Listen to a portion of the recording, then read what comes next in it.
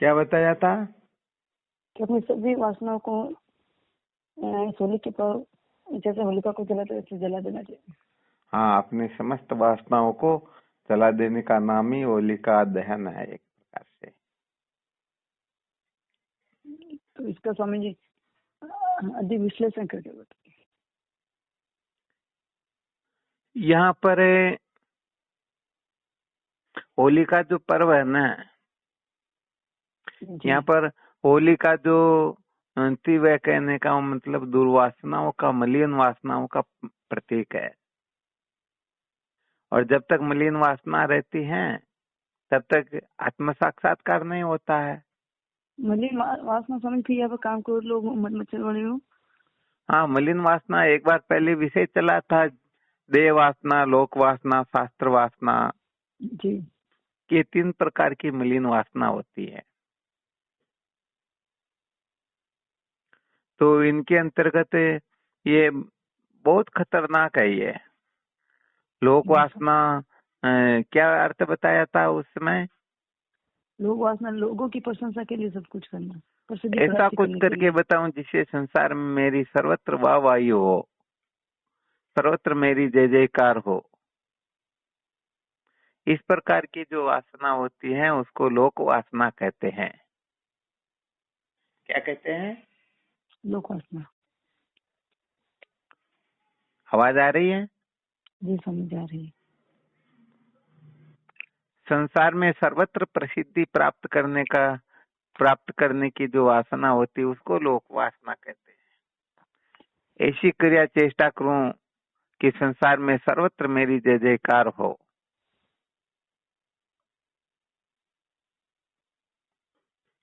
जी समझ। तो वैसे देखा जाए ये वासनाएं ही तो प्रतिबंधक हैं। ये वासनाएं ही तो हमें बांधती हैं, यही तो ब्रह्म विचार की ओर प्रवृत्त नहीं होने देती।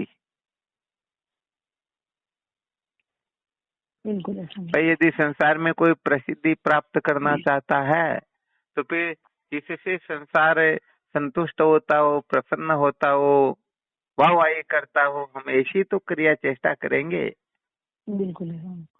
तो ये सबसे बड़ा प्रतिबंधक हो गया। ऐसा व्यक्ति कभी भी आत्मविचार नहीं कर पाएगा। क्या नहीं कर पाएगा? हाँ, आत्मविचार कर ही नहीं पाएगा, क्योंकि उसे तो संसार के लोगों को राजी करना है ना।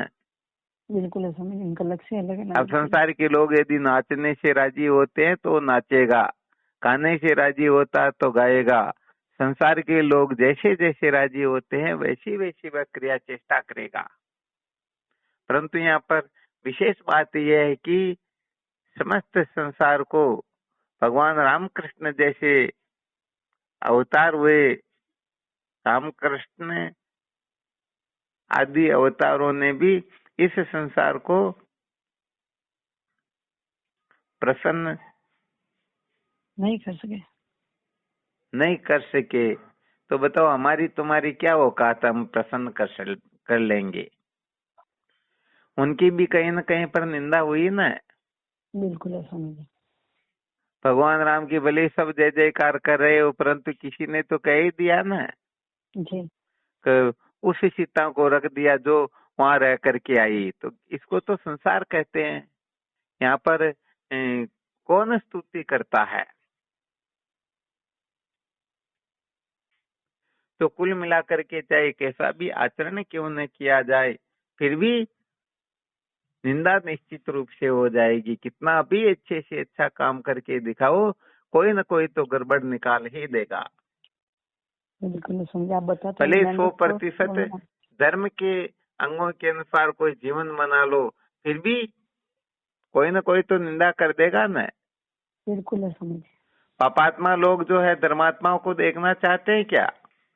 नहीं। तो उनकी दुकान ही बंद हो जाती है ना। जी समझ। तो इस संसार के अंतर्गत ऐसा कोई है ही नहीं जिसकी जीव मात्र स्तुति कर दे।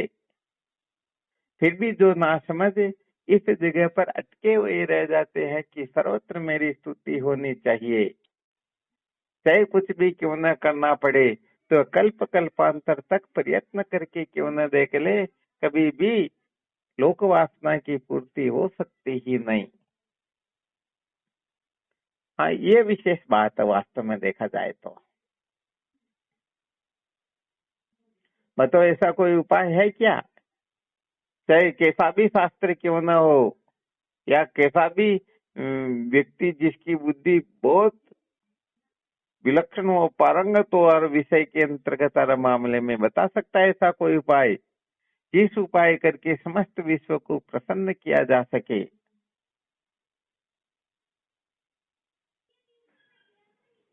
बिल्कुल भी नहीं।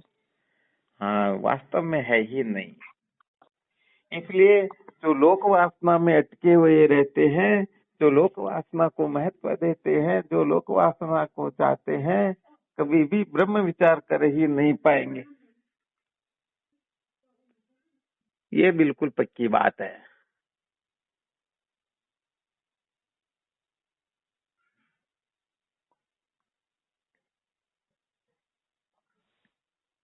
जी स्वामी जी।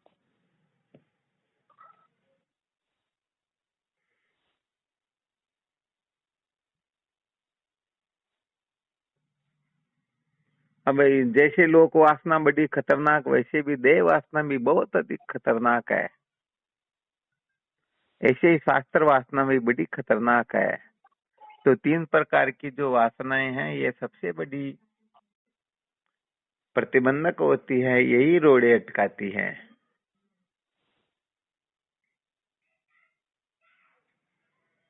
तो वासनाओं पर विजय प्राप्त कर लेना सचमुच में होली का पर्व मनाना है। होली का पर्व यही संकेत करता है कि इन वासनाओं को जला दो तो शेष रहेगा वही सच्चिदानंद है, वही अपना स्वरूप है, वही परमार्थ है, वही सत्य है।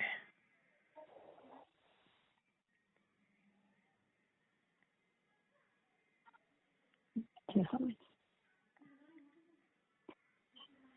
यहाँ पर कोई शंका हो तो बोलो।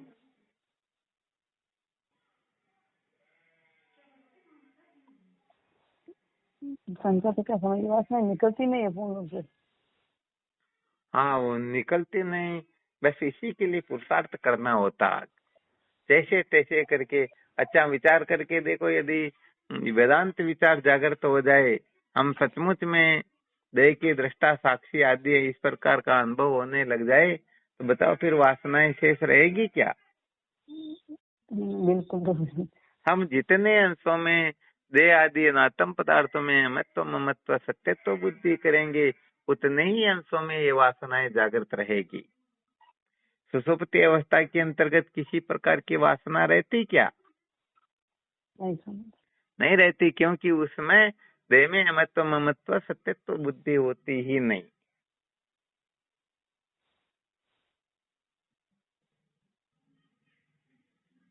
तो देह की सत्ता स्वीकार करना, देह को मैं मेरा समझना, देह को सत्य प्रिय रमणीय समझना, जब हम इनकी सत्ता स्वीकार कर लेते हैं तो फिर इसके लिए कुछ न कुछ तक्तव्य, प्राप्तव्य, कर्तव्य, भोक्तव्य आदि कुछ न कुछ जागृत हो ही जाते, कुछ न कुछ हो ही जाता है। और फिर उसके अनुसार हम कुछ न कुछ करने लगते हैं।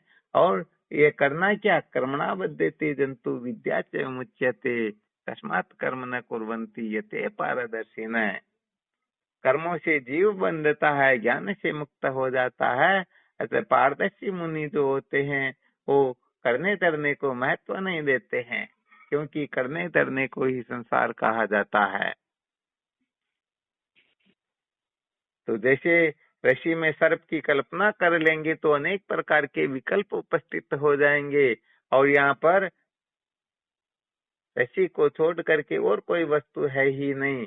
तो बताओ फिर उसको मारने जाओगे या दूध पिलाने के लिए जाओगे? कुछ बच्चा ही नहीं फिर तो स्वामी जी। हाँ, तो बात इतनी सी है कि जब तक देह में महत्व ममत्व सत्यत्व बुद्धि होती है, तब तक ही सारा का सारा गड़बड़ घोटाला होता है।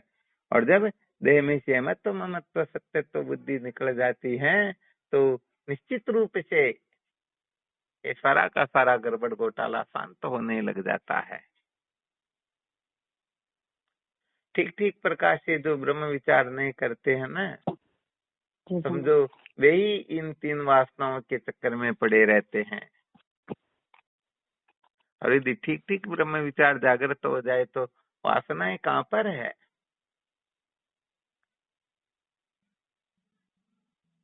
इस संसार के अंतर्गत अनंत शरीर दिखाई देते हैं, देते या नहीं देते। जी अब कौन क्या कर रहा, कौन क्या नहीं कर रहा, इसको लेकर हम अपना दिमाग खराब करते हैं क्या।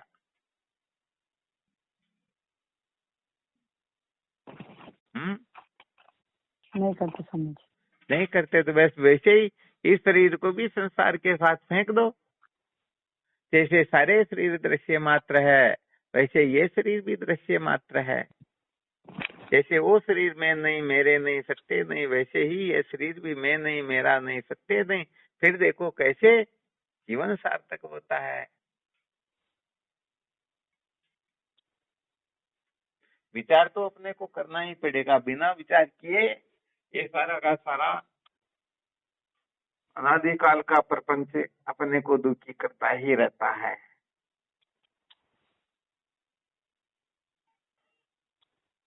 पर बात इतनी सी है कि हम इस देह के प्रति जो अपनी आस्था बनी हुई है ना, उसको नहीं निकाल सकते हैं।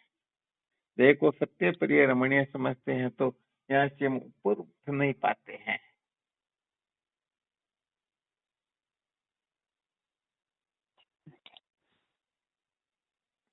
सचमुच में हम स्त्री पुरुष नहीं है, सचमुच में हम काले गोरे नहीं है, सचमुच में बालक जवान बूढ़े नहीं है। वास्तव में हम तो सच्चिदानंद स्वरूप है। फिर भी हम अद्वितीय ब्रह्म होते हुए भी हम अपने को एक देह के साथ में बांध लेते हैं। उस देह की क्रिया चेष्टा को हम अपनी क्रिया चेष्टा समझते हैं और अंत में अनुकूल प्रतिकूल होने से हर्षित होते या फिर रोते ही रहते हैं। यही तो होता ना। बिल्कुल समझ, दुख का कारण यही है। हाँ बस बस बस बात यही है। इसलिए संसारियों का जो कुटस्थ आग्रह होता है ना, कम से कम उस आग्रह से तो हम अपने को ऊपर उठ ही जाना चाहिए।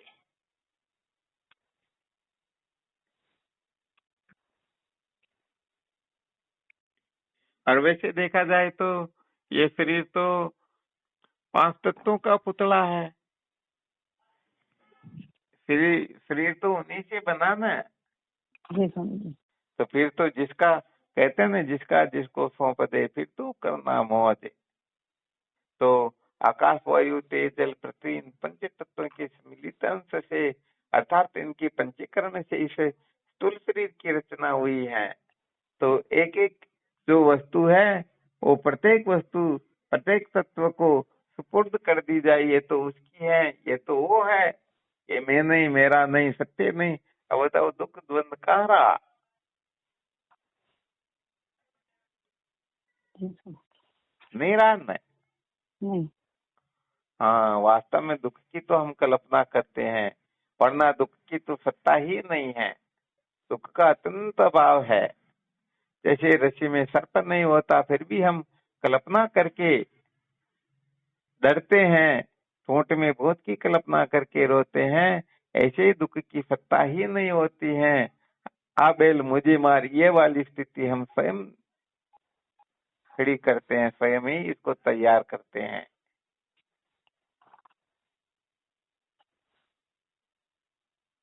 बिल्कुल समझ। तो ना समझी से दुख होता है, समझदारी से दुख मिट जाया करता। अब अपने को दुखी होना है या सुखी होना है, उत्थान की ओर जाना है या पतन की ओर जाना है। जो नहीं है उसके चक्कर में पड़े रहना है या जो है उसका साक्षात्कार करके निर्भय हो जाना है। तो मुख्य सूत्र ही ये है कि ये जितनी भी वासनाएं हैं, ये सारी की सारी वासनाएं ब्रह्म विचार में सबसे बड़ा रोड़ा अटकाया करती, सबसे बड़े प्रतिबंधक यही है। इसलिए इन प्रतिबंधकों से मुक्त हो जाना चाहिए। यदि हम इनसे ऊपर उठते हैं तो समझो हमने होली का पर्व मना लिया, समझो।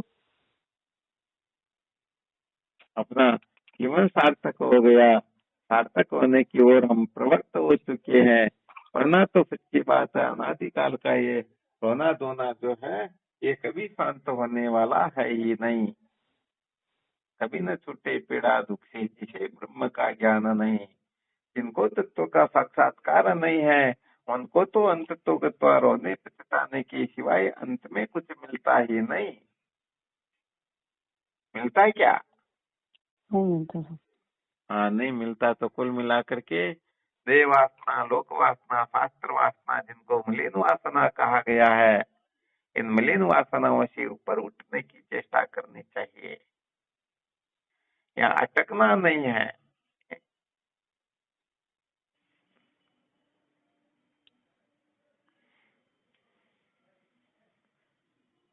तो कुल मिलाकर के अंतर्मुख होना ही जीवन का सार है।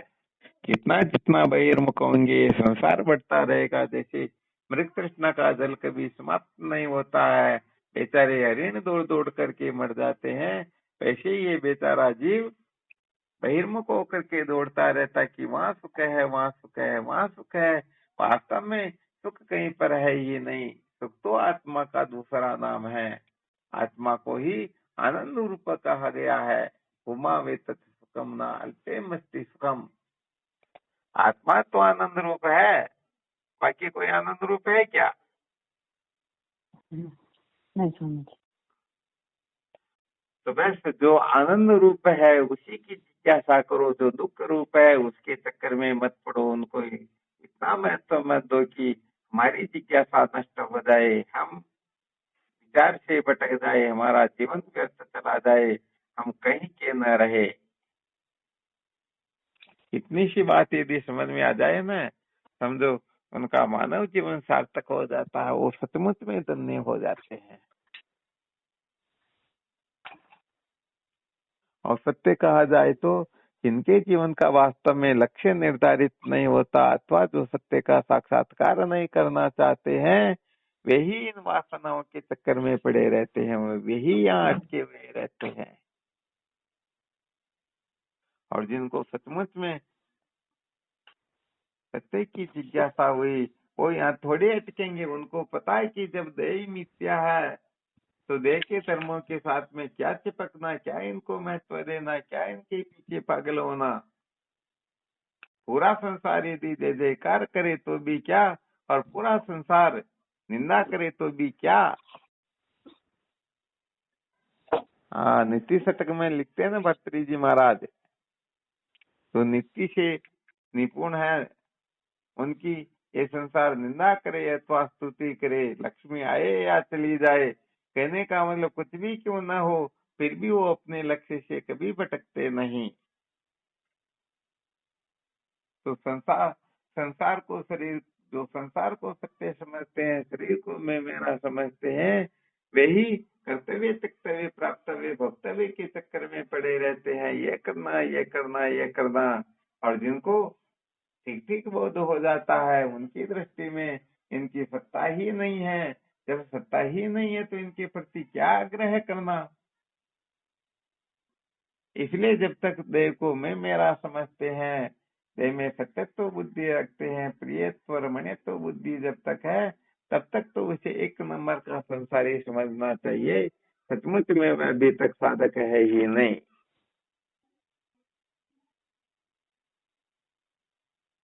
आ गया ना अच्छी तरह से समझ में? जी स्वामी जी। हाँ, यहाँ पर यदि किसी भी प्रकार की शंका हो तो देख लो।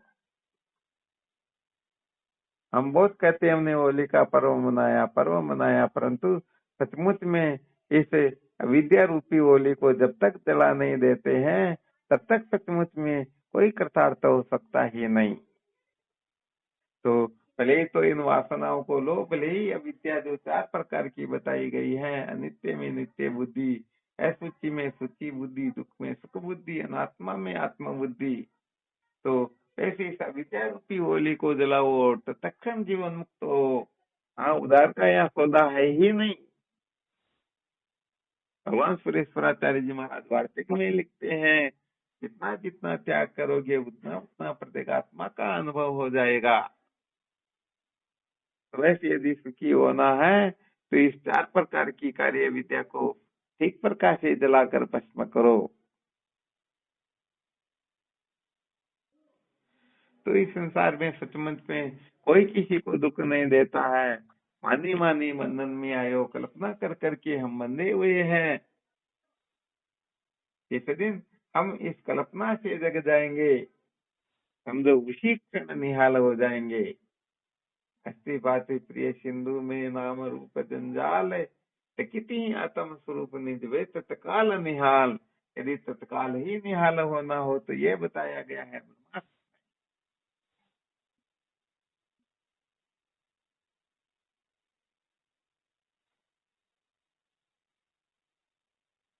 समझ में आ गया? ये समझ। बस समझ में आ गया। समझ में आने का मतलब ही यही है। सचमुच में समझ में आ जाए तो जिस समय समझ में आए उसी समय इस 4 प्रकार की कार्य विद्या को कतरा समझ ले, अर्थात इनसे ऊपर उठने की समझो एक प्रकार से प्रतिज्ञा ही कर ले। ये वासनाएं जो है यहाँ अटके हुए रहेंगे तो समझ में आया ही नहीं, बिल्कुल भी समझ में नहीं आया, ये बात है।